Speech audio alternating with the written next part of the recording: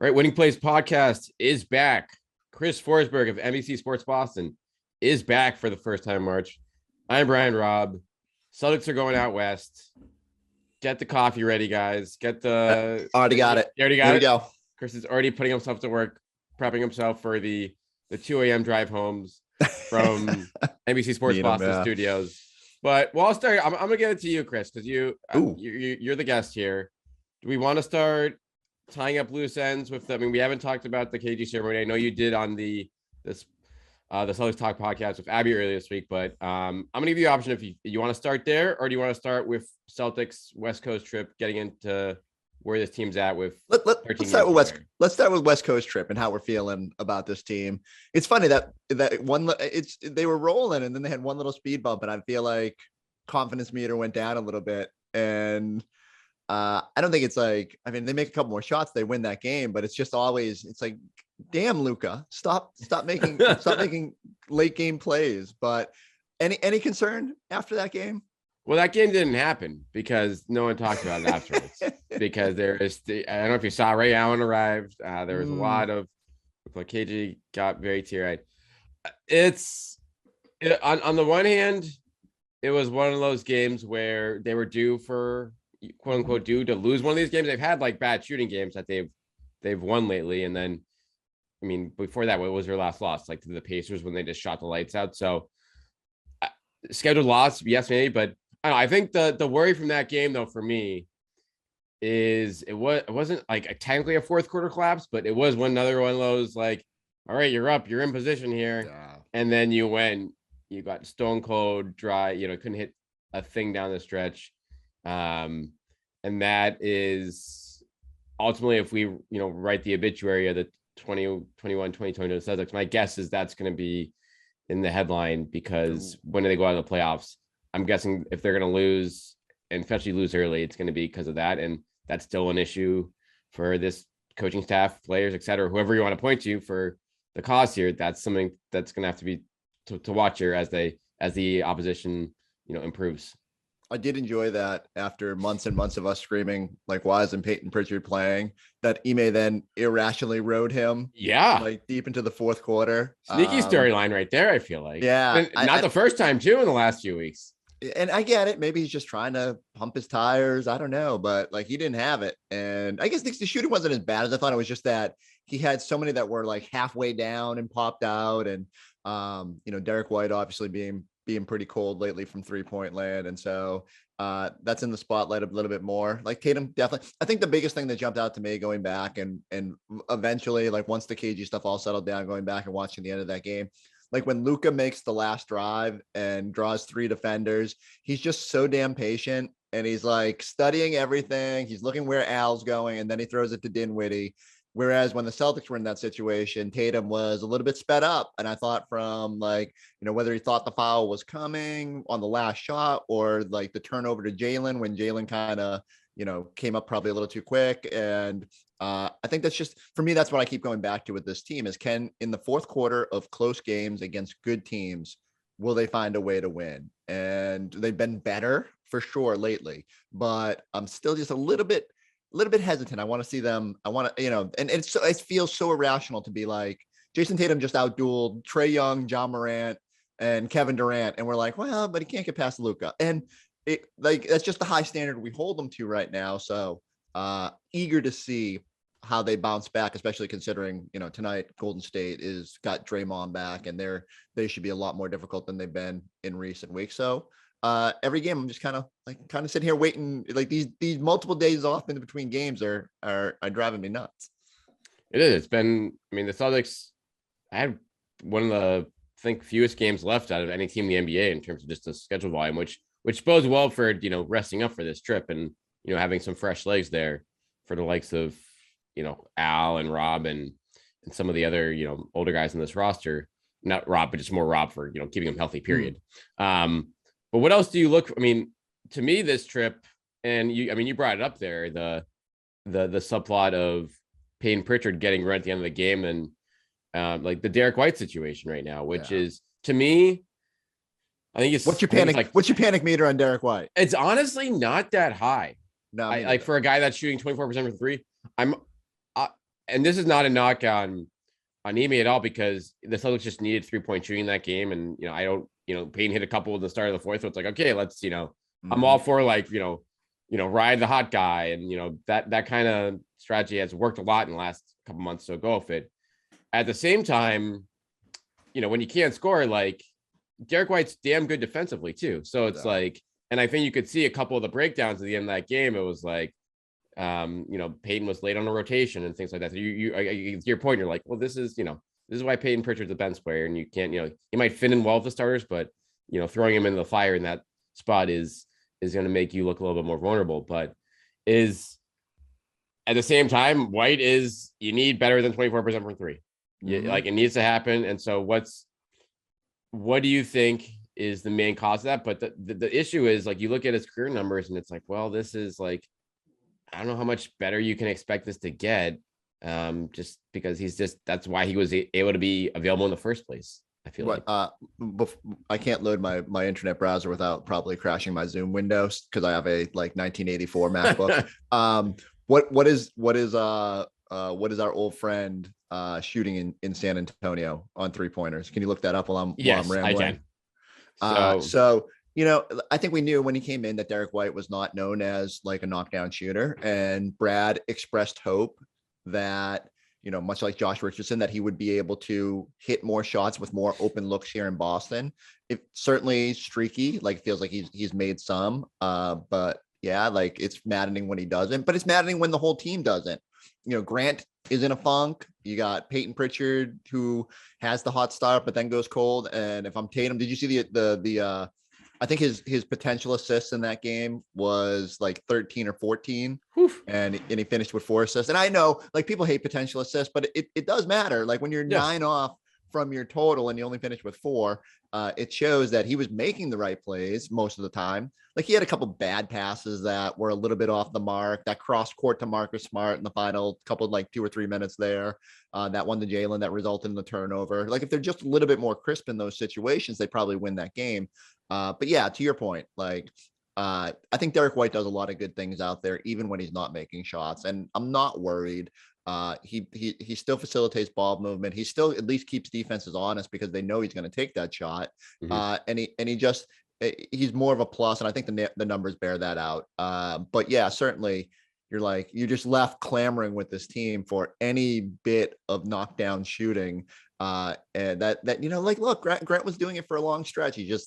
Everybody goes through these things, and it's more pronounced when the whole team goes whatever it was, 24% shooting on the 3-point arc. So don't want to get too up and down about it, but do want to see them start taking advantage of those doubles a little bit more, because now the book is sort of out, right? Like they say, once one team does it and it flusters you, you're gonna see it a whole bunch more. So how does this team as a whole react to that attention? And it's not just Payton Pritchard and Derrick White and Grant Williams. It's like Jaylen Brown has to take that as an affront when teams are gonna get leave him to go help, and he needs to be more aggressive. Do you think Jalen's healthy? Because it doesn't look like he's feeling quite like him. And it's, again, I say this with the caveat of he just had like one of the all-time poster dunks over Maxi Kleber. And, and I'm like, is he healthy? I mean, he looked pretty springy, but I don't get the sense that he's at 100%. Yeah. And I know you wrote on this today at MEC Sports Boston a little bit. And it is like, he's been, I'd say, pedestrian, if you will, since he's come back, which is fine when you're winning, but it's certainly something where you look at what this team needs. And I think that the 3-point shot for him has been, I mean, he's 4 of 23 in his last 3 games there. Like that's a bit of a red flag. And so what are Celtics not named Tatum shooting on 3-pointers over? I mean, the last couple games, because and it was, again, the win over the Pistons was, I mean, not that anyone cares about that, but they shot pretty much just as bad in that game, but they got to the free throw line. They did, they weren't overly reliant on it. And then against Dallas, I don't know whether it's, a better defense or they just, those, you just can't turn down threes for so often. But when the awareness of being like, okay, let's try to find other ways to get around this. But yeah, the last couple of games, they must be, shooting 10% from 3 outside of like Al Horford and Tatum. But which is crazy that we're throwing Al in that conversation now, because Al's actually found his level a little bit, which is probably the most like, I know we started off naturally a little bit pessimistic, but Al being able to knock down shots is just like a huge development for this team. It's just, I'm left wondering if when it matters most, if all these guys will be knocking down shots in big playoff moments. And you start thinking ahead too, like, whether the Celtics end up at 3, 4, 5 or whatever, they're probably on the road in round 2. Role players play worse on the road. So like, our Grant Williams and Peyton Pritchard making those shots in big games. And so that, I guess, like I've said, I'm trying to be, because I just want to enjoy this whole this like improbable turnaround. And there's like so many positives that go along with it. And yet it's fun that we can sit here and nitpick about what they need to do better, because like, look, if they're going to compete, they got to get better in areas. Yes. And the fourth quarter, again, it's just like, they're going to be close games in the fourth quarter. And you showed against the Nets last week that, okay, we can start to handle some adversity here and punch back in these situations, but that's not a good defense to do it against. And so Dallas I think it was a wake up call, being like, they're surprisingly, to their credit, they're like a top 5 defense this year. So they're unbelievable, which is crazy. You look at the personnel on the floor and you're like, how? But the more crazy thing to me is like, if you look at the Celtics and the Mavericks, we were doing the numbers before, like in the pregame show before that game, and mirror image since January 1st, like 1-2 in defense. Mm-hmm. They're both struggling on offense, which is crazy because both teams were like really good offensively last year. Now, like, rosters were obviously different, but the turnaround for them defensively with Luka out there, who who obviously isn't a plus defender, is remarkable, and credit to them. They built like a really good roster. The other thing I'd take away from that game, because I know people are past it, but when Luka passed out of those double teams, and it wasn't just like the open shot to Dinwiddie, them making the extra pass was like really noticeable, and something the Celtics need to do more often. Like, when there's probably 1 or 2 instances per game where I say, 86 Celtics, like really moving that basketball, but they could do that more. And so, little things like that I'd love to see. And I'm sure Ime is yelling at them and screaming about it. And also, you need Robb Williams. I know they went small, but like, if you're going to get trapped, like, shouldn't you have Robb on the floor and creating a rim threat? And so I'll nitpick over things like that, but Robb has to stay out of foul trouble too. So it's on everybody. It is. And this will be, so we're going the 4-game West Coast trip starting Wednesday night. To me, you look at where, 2-2 on the trip, I think is like a necessity no matter what. But I think that's a kind of a meh. I think 3-1 should be the goal. And yeah, like, now the Warriors have Draymond back on a minutes limit, but that's, you're well rested going into that matchup. But I think just where, and then the Nuggets are in such a bare of a schedule right now. They have had so many games lately, like you could get them in a pretty good spot. But if you're serious about getting home court in the East, I think 3-1 is what you have to do here. Yeah. And how much are you willing to push for that? I would say a lot, Pete, because from a minute standpoint, you can, like, take Al, for instance. Like, I'm penciling Al out for the OKC game already. So you can just you can be like, and while the case can be made like, well, you should play everyone in that game because you're going to win that game. Like, no, you have Tice now literally for that game. And that should not be an issue in terms of like playing him for heavy minutes whenever else you need him on this trip.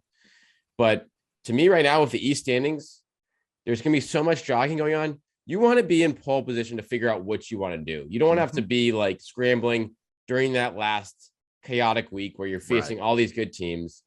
If you can do your work early, life gets a lot simpler that last week where you can react to what's going on and still make your game plan regardless and say, okay, we have to win one of these last 3 games to get in the 4 or 5 slot that we want, as opposed to being like, well, we need to really, get to work here if we want to avoid Milwaukee in the first round or Philly or whoever.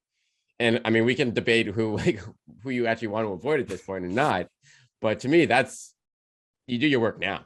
Yeah, no, I'm kind of with you. I think, and I agree. I think like 3-1 is reasonable despite sort of the back-to-backs and all that. Like Sacramento and Oklahoma City should just be wins. And so you got to steal one against Golden State or Denver. And I do the same thing. I start wondering, like, we talk a lot about rest, but you look at the Celtics schedule, there's like a couple 3-day breaks in here at the end of March.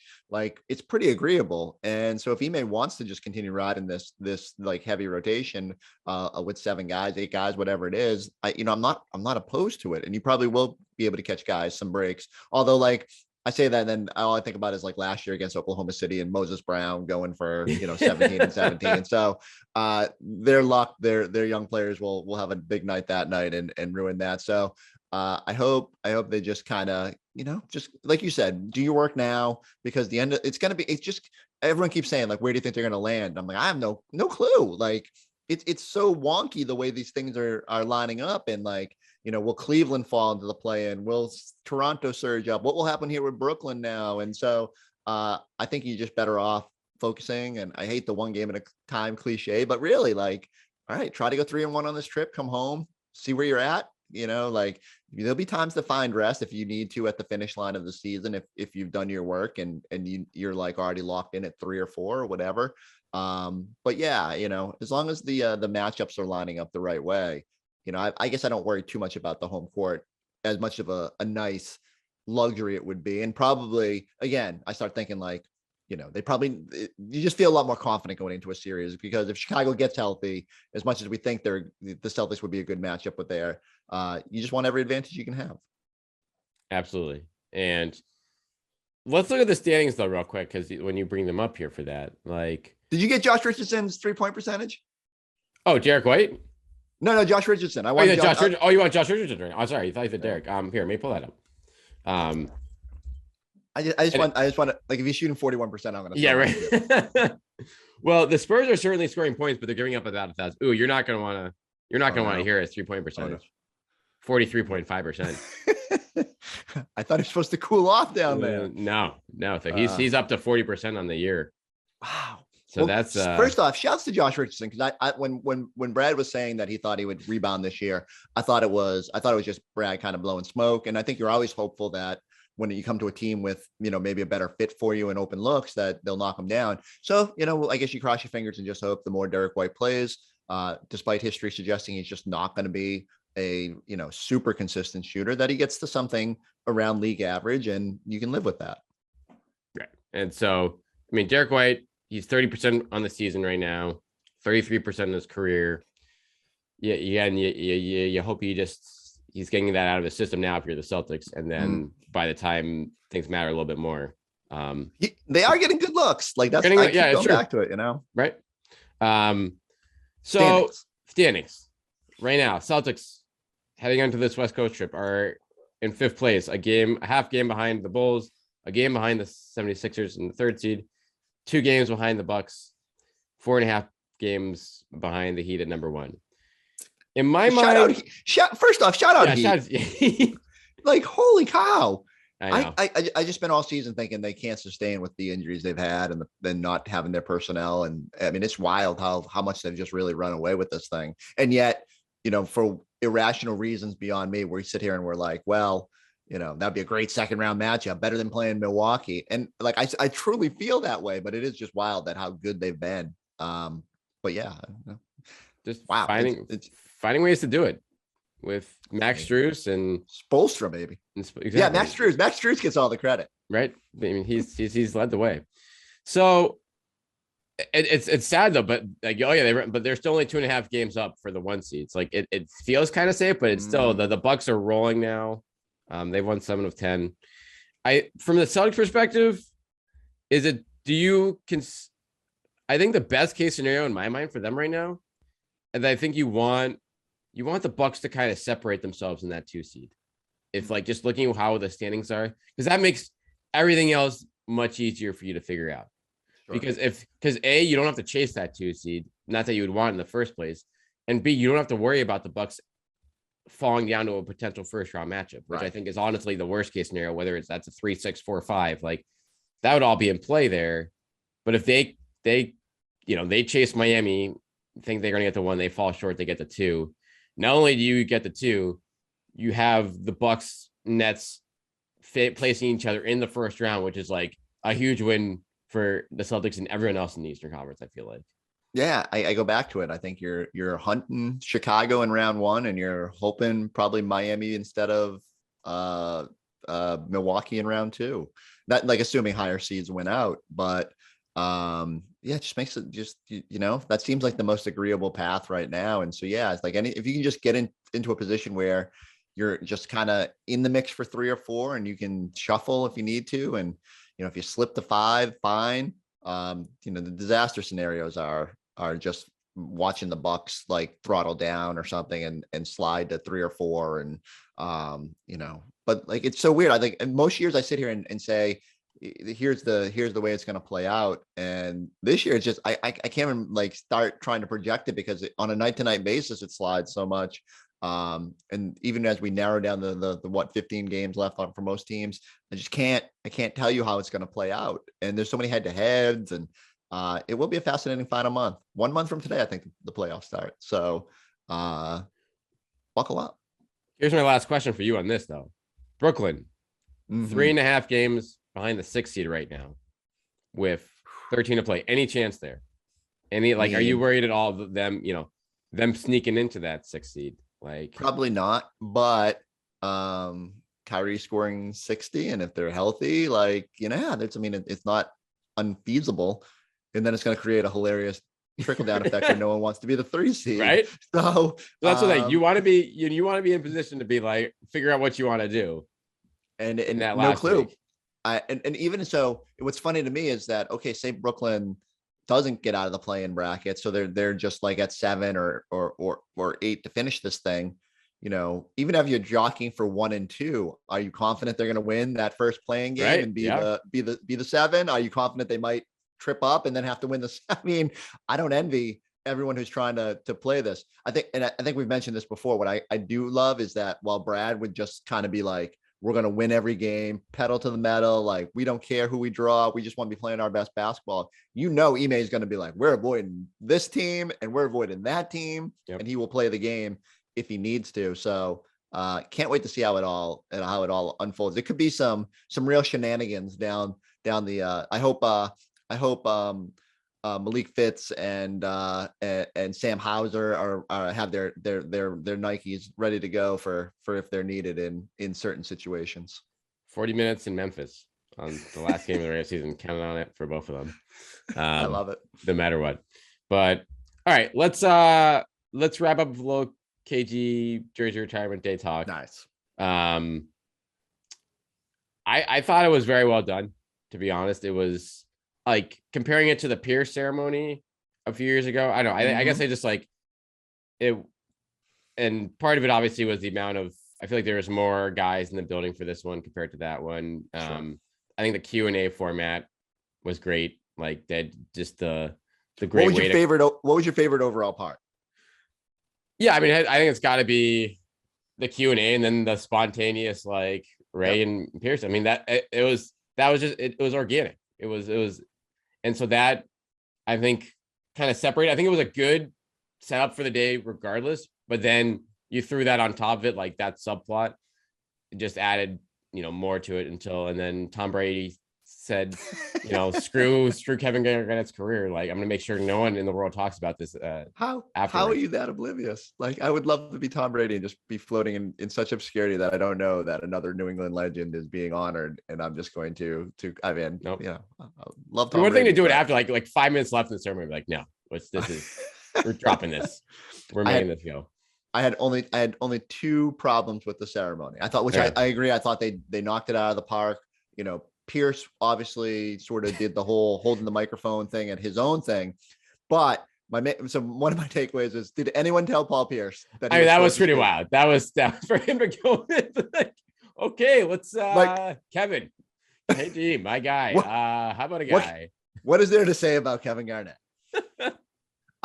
Yesterday we were doing Celtics post up, and I compared it to when Billy Madison gets asked about Industrial Revolution. And he's like, he's really struggling at first, and then he thinks of the puppy that lost its way, and goes off. And that was Pierce. Pierce had no clue what he was going to do, and I just can't wrap my head around it. Like, did like someone say to him, "You're going to talk," but he thought maybe like it was going to be as a series of speakers, and he could just go up there unprepared. Like clearly no one told him he was going to, like, he even pointed at himself like, me? And that he was going to be first out of the gate and that he would be the only player to talk. And he makes the most sense given his connection to Kevin. I actually was surprised he didn't kind of just go down memory lane and be like, I remember meeting Kevin. And he eventually got there, but Right. it took him a little while. So, See, I go the opposite. I assume it's irrational confidence for Pierce. You're like, hey, you'll say something. And it was probably like a month ago. Yeah, that's fine. And then he's like, oh yeah, I got this. And then it came up like, whoa, this is right. Like, oh, okay. Yeah, like because Scal, I don't know if you saw, Scal had like a little manila folder, and he probably had 600 questions just in case he had to cobble his way through, if Garnett stonewalled him. So prepare to succeed. I would love to get to a point in my life where I felt that sort of irrational confidence at an event of that magnitude. And I guess when your number's hanging in the building and you can do no wrong, it's no big deal. And then if I think there's a New York Post story, like Pierce had some more headlines the next day about introducing a new girlfriend and all that. So, like Paul Pierce is living a life and he's happy. So just ride it. Actually, I have three things I had a problem with. So, all right. So that was one. Number one. Number two is they gave him a gift basket of NFTs. Yeah, we got to talk about that. Like, what are we doing? I mean, maybe KG's a big NFT guy, and maybe I'm just 100 years old at this point and don't understand like what a picture of a monkey is for, like, collectibles. But I will say I jokingly tweeted about it, and now I have all these NFT bros like quote tweeting and being like, KG is one of us, and I have no clue what's going on. But they're all posting these pictures, and they're all of random animals, and I don't know what's going on. But I hope KG really needs the money. So I hope these things I hope these things turn into something for him. And my only last point I meant to reply to you during the ceremony is I think they waited too long on Gino. Yeah, because I don't know when would have been the right moment, but like, okay, so they knocked it out of the park within the air tonight during the whole pulling the curtain banner up, and I thought it was fantastic. Like having his daughters there was perfect. Like everything about like that, the banner going up was great. But then when Gino hit, he was already sort of like thanking everybody, and that was like the end of the ceremony. I think they should have built in a spot because he would have lost his mind if they did it in the right area. And like Scal asked him the question, I thought maybe it was going to hit at that point. So but that's my only quibble, just because I know how much he loves Gino, and I thought maybe they'd find a special way to do that. That's a really good point, because like when it came on, it was like the ceremony was done. And so it was like everything was like background music as opposed to like exactly. I don't think he ever saw the when it was on the Jumbotron, and then they wiped it off the Jumbotron pretty quick by the time he could have even looked up. So just a missed opportunity for those of us whose entire existence during the mid 2008 to 2012 range was built around when a man in bell bottoms danced on the Jumbotron. So would you have put it in, like made a spot for it during the Q&A?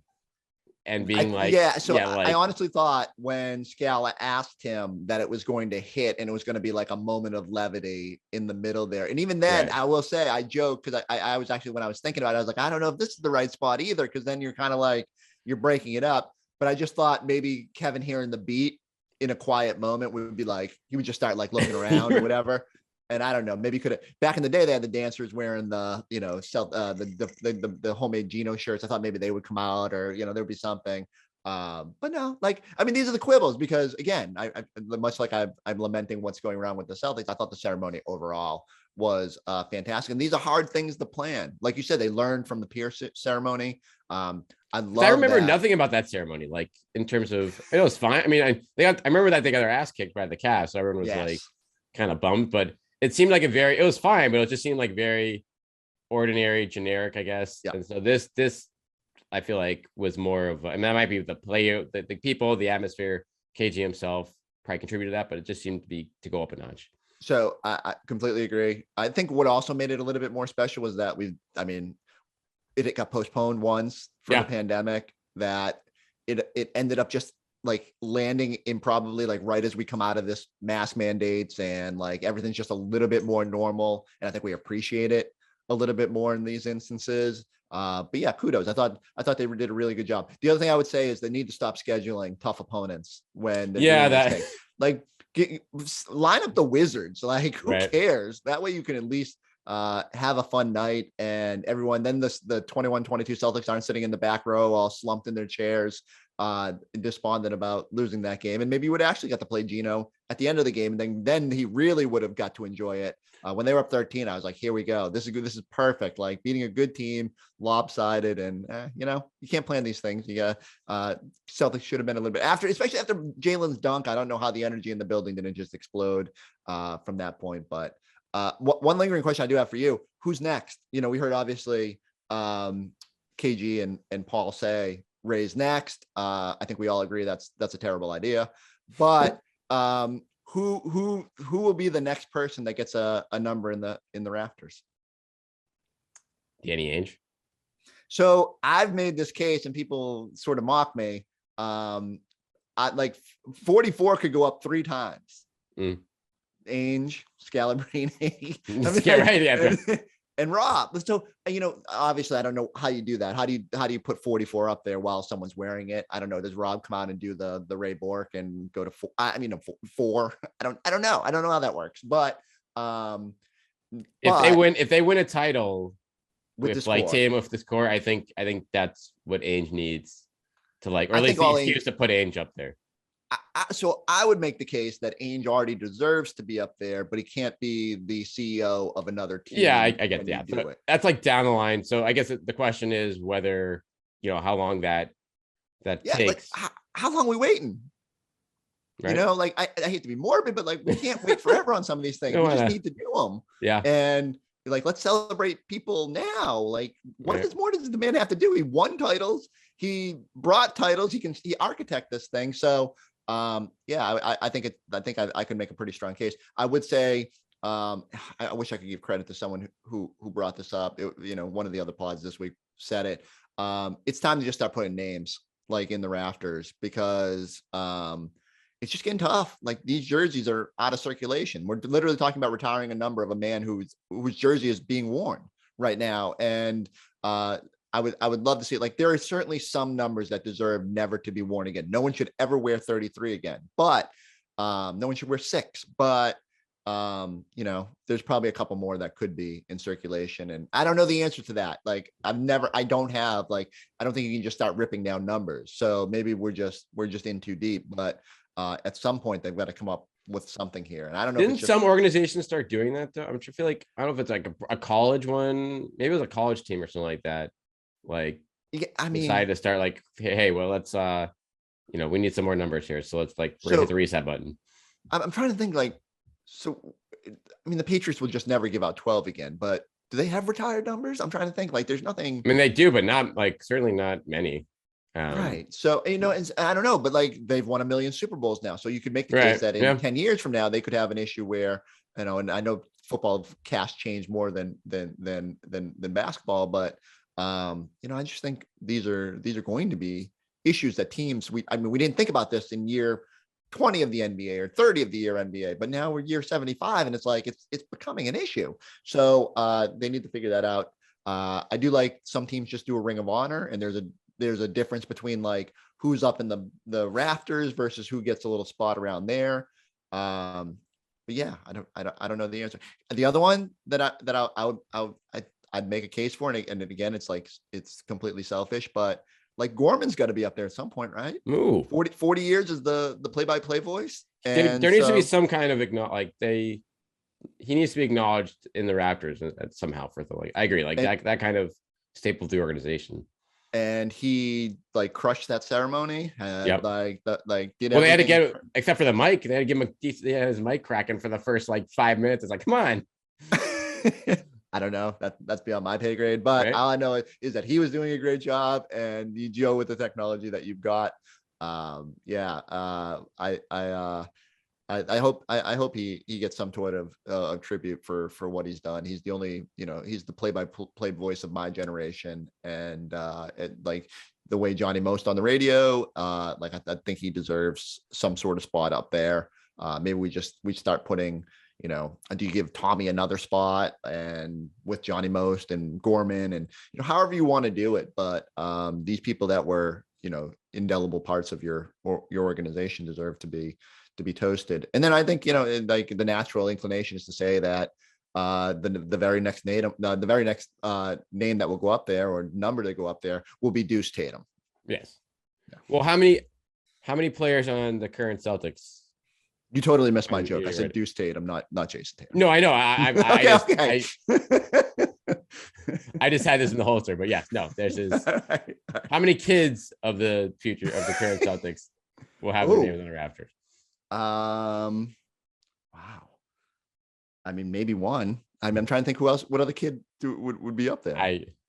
Robert Williams. Yeah. They're gonna. I mean, I do think there was a time when you could have told me that, because like it felt like the before games it was all Celtics assistant coaches, kids, and Brad Stevens kids on the floor. So there could have been even more. Isaiah's two kids. Oh yes. I wonder what they should be up there for their legendary press conferences. After amazing voices. Someone did. I had someone say if Ray goes up, they need to put Isaiah up too. And I said, all right, this is why we're drawing lines. We're done. Yeah, so I think it is a fun conversation, and it is like people are really passionate about it. But you start letting Ray get up there, then okay, are we putting Rondo up there? I mean, now Perks wants his number up there. Like, we just got to draw a line somewhere. Well, I think the fascinating one will be like if Smart goes like 12 or 13 years with Celtics. I think that's going to be a really fascinating one, and one that will ultimately be decided by like the banners that whether they win or not rain or not. But that will be probably, some are obvious, some are not. Like Tatum feels like an obvious one. Jalen will feel like a borderline one based on, again, how the winning goes and what happens. Yeah. And Smart is like the potential life for Celtics, or he could be playing for another team this year, like next year. Like it could go either way. It is wild. He'll go up in the rafters, and there will be like, half Celtics fans will be like, this absolutely had to happen, and there'll be another half that are like, he didn't make enough 3-pointers and he took too many shots. And will be infuriated. I know you said you wanted to end on this, but I want one more for you. Like, am I irrational to think that like the modern Celtics should get some sort of motivation from watching that? Doesn't it hammer home? And because I don't think we ever stop to just sort of really think about what winning a title means to like an organization. And like, again, 2018 was super talented. The biggest gripe is that they didn't win more than one, but you win one. And now Glenn Davis can run around rampant throughout Boston for an entire weekend and is celebrated. So if I'm sitting there watching that and, while facing federal charges, by the way, Glenn Davis, it's like, no, it doesn't, listen, we know, but it's okay. You won a title, so you get free reign here.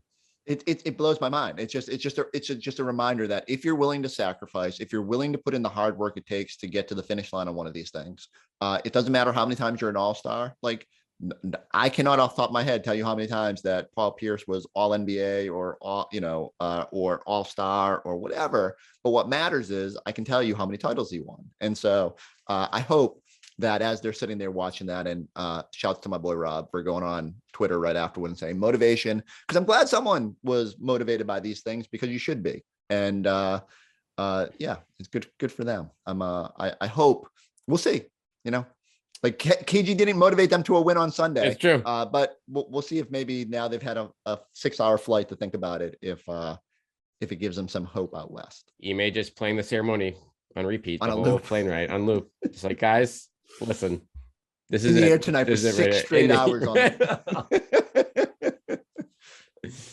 We know, I mean, plane rides have solved things in the past for this team. So I'm as guilty as anyone of writing that story. But I swear to God, just in my defense, and I'm going to get really defensive right now, Al Horford was emphatic on that West Coast trip that Kyrie Irving had saved that season with that plane ride. And for that next like 6 days, it was amazing. And then straight to hell. Yeah. So listen, luckily the Celtics turnaround this season has lasted a little bit longer than that plane ride turnaround of 2019. But in the meantime, the games are coming fast and furious here. Chris, keep chugging coffee. We'll be watching you late night all week long. gonna be mainlining this stuff. They'd stay up till 3 a.m. You guys have the game tonight, right? It's like shared We with. do, yeah. Okay, It's okay. also on another network, I believe, but we Nah, didn't, you it's- need to watch on yeah. NBC Sports Boston. We have 97 people on our pregame show tonight. Scal and we're dealing Grandy this week out west. So it's Scal and Grandy tonight on the call. And then we got Eddie House, I believe, is in studio with me and Amina. So I think Mannix might be, I don't know, like Mannix, I think Mannix might be somewhere too. Like, just come hang out. Watch all the games on NBC Sports Boston. Just please. I have to beg sometimes. All right. You heard it first here. Should be a fun trip. We'll be tuning in the whole way, and we'll be back with you guys next week here in the Winning Place Pod to break it all down.